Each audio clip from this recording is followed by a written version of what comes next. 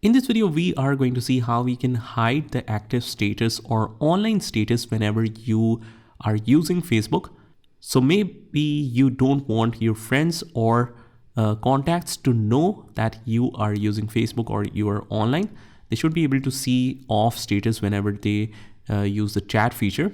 You should not appear online. Here's how you can easily do it.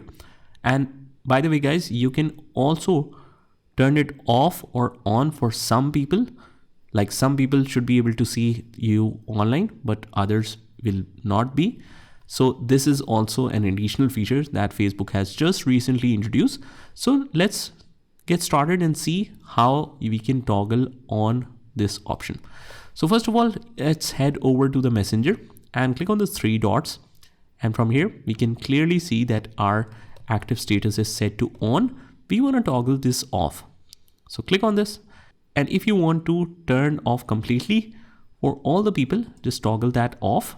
But if you want to keep it on, but you want the status to appear offline for some people, so just click on edit and just add the suggested people or friends. You can search it and add people from here as well.